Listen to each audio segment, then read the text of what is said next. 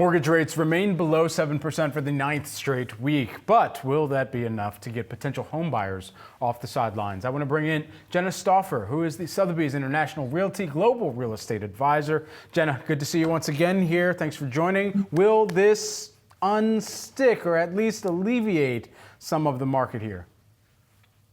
There are still going to be a lot of challenges in the housing market. I think there has to be things besides just lower rates to really get the market moving. Look, one of the big things that's happening in the market right now is there is a lot of economic uncertainty. We really have all the markets. They're in flux. You've got the bond market, stock market, the housing market. People don't like this uncertainty. They really want to feel financially secure before they enter the housing market, before they make one of the biggest investments in their life. So I think that that's something that we have to have happen, is there's got to be more certainty and less volatility going on. Certainly. And so what does the latest kind of roundup of data really tell you? And especially as we're thinking about next week economic data too, your expectations from home prices and new home sales?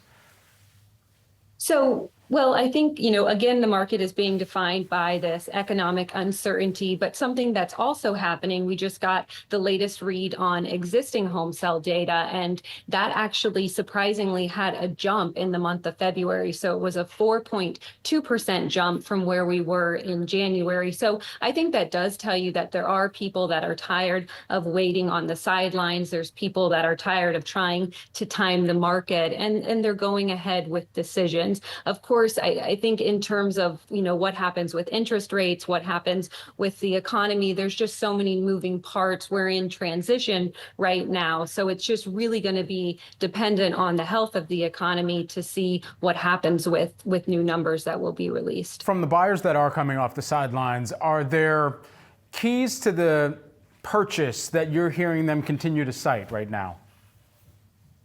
So I would say that something that the market is so localized. There are so many pockets of the country where it is turning into a buyer's market. It's becoming much more buyer friendly. So I think that there are buyers out there that are finding some opportunities. They're seeing homes that are sitting on the market for longer. They're seeing a lot of price drops happening. They're getting some great opportunities. And then, of course, in some pockets of the country, these markets are really geared towards sellers. Sellers have the upper hand, and these buyers are still up against a lot of competition. They do have less inventory in these markets, but something that has happened overall in the housing market is we have seen inventory levels. They actually have gone up from where they were last year, around 27.5%. So that is giving buyers more options. So what are your tips for home sellers here, especially as we enter into the spring buying season and selling season?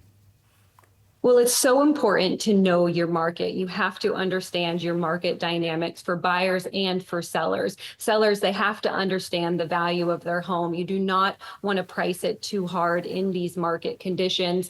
With inventory levels picking up on a national level, that means, of course, buyers have more choices. They can take a little bit longer. And I think that really pressures sellers to price their home correctly. And then, of course, if you're a seller, have your home ready to go. Have everything in place, have repairs done. That is something that buyers are looking for, homes where they don't have to be putting cash into it, because look, buyers are up against so many affordability constraints. So the last thing that they want to do after paying a high price for a home, after having to deal with an elevated interest rate, pay for these higher taxes, insurance, is put a bunch of money into the house.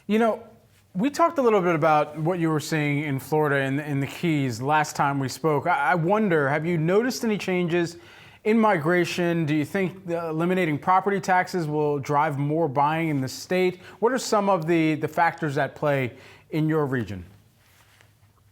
Yeah, well, the property tax thing, that's definitely very interesting. We have to see how that all unfolds. And look, Florida does like to lead the way with things. And I would have to say that considering that Florida has been one of the fastest growing states, we have really low unemployment here. We have such strong job growth. You have to give our administration down here some credit. I think they do know what they're doing. But by even talking about eliminating property taxes, I think that shows just how much strain strain there are on buyers in Florida, in my market too. And I think unfortunately for some buyers, they're under too much strain. They can't afford to purchase here. Even homeowners are under a lot of strain. So if these homeowners are under strain, I think you're seeing them migrate to, of course, places that are more affordable.